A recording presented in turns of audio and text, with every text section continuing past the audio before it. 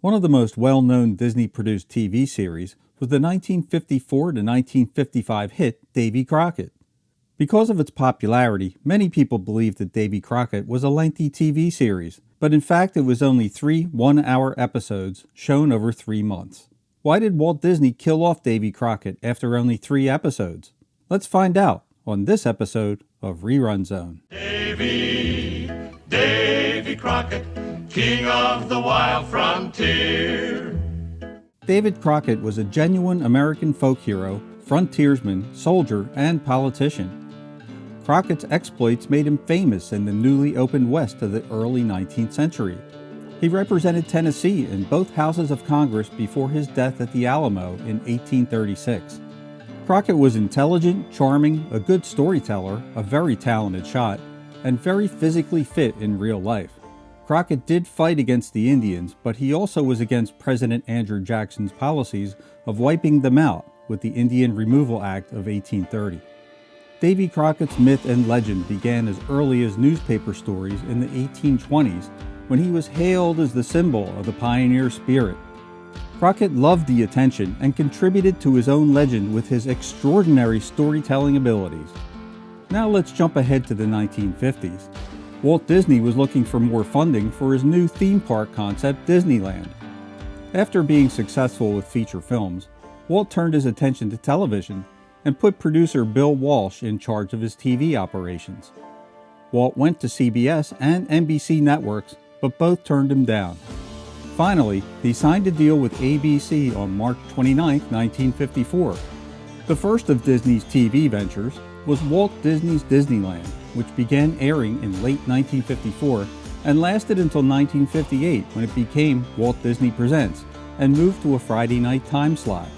The show featured episodes on life in each of Disneyland Park's main areas as a teaser for the park itself. The opening titles of each episode would show the entrance to the Disneyland Park and the 4 different lands, Adventureland, Tomorrowland, Fantasyland, and Frontierland, and then focus on which area was being featured in that particular episode. Walt Disney's producer Bill Walsh first proposed Davy Crockett to Walt as part of the Disneyland TV show's Frontierland segment.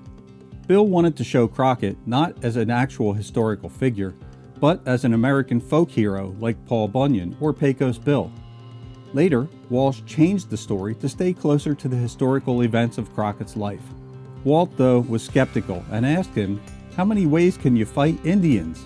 Walsh and his team started to put together storyboards for the Crockett segments and threw in as much information as they could gather on his escapades.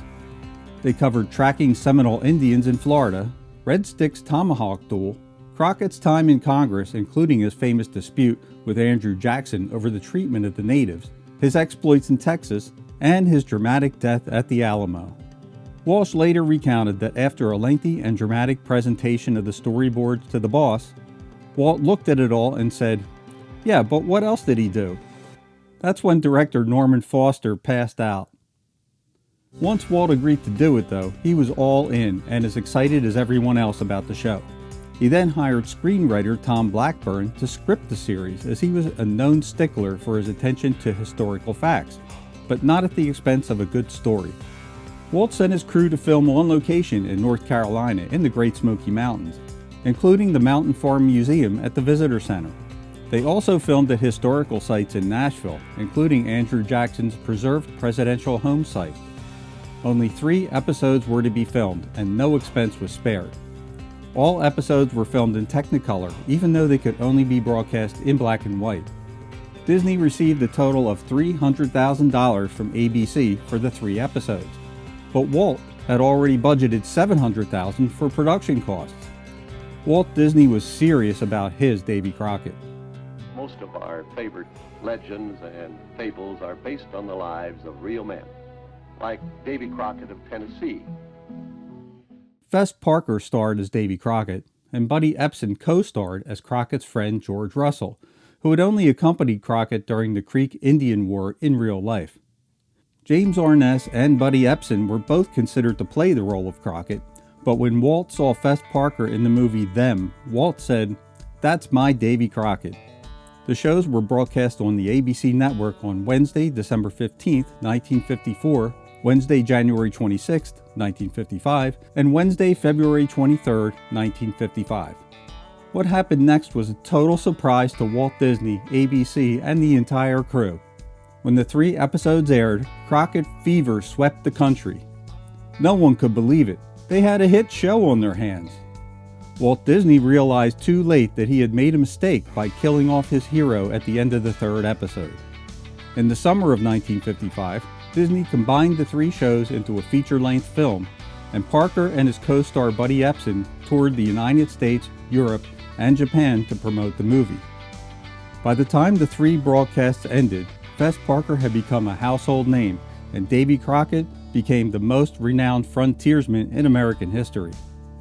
Coonskin caps and bubblegum cards were flying off the shelves at a record pace, and the Ballad of Davy Crockett became a national hit record, selling over 10 million copies. Davy Crockett, the king of the wild frontier. The show sparked considerable controversy, though, with many asking whether Crockett deserved all of the attention he was getting. Letter writers also questioned the historical accuracy of the series. Now's a good time to try out that idea I was telling you about.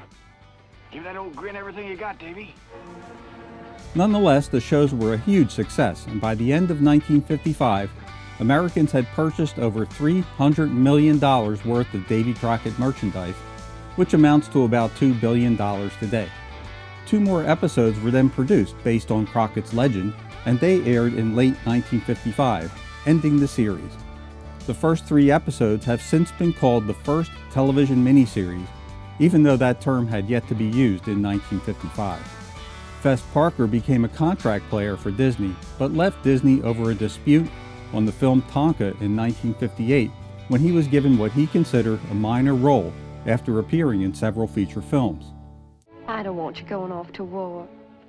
Just between you and me, Mrs. Crockett, I ain't unreasonable happy over it myself. Buddy Ebsen went on to play various guest star roles before landing his iconic role of Jed Clampett in the Beverly Hillbillies in 1962. It is rare to see a show as short-lived as this one and yet so well remembered in today's world. Do yourself a favor and re-watch this classic show from your childhood, or better yet, watch it for the first time.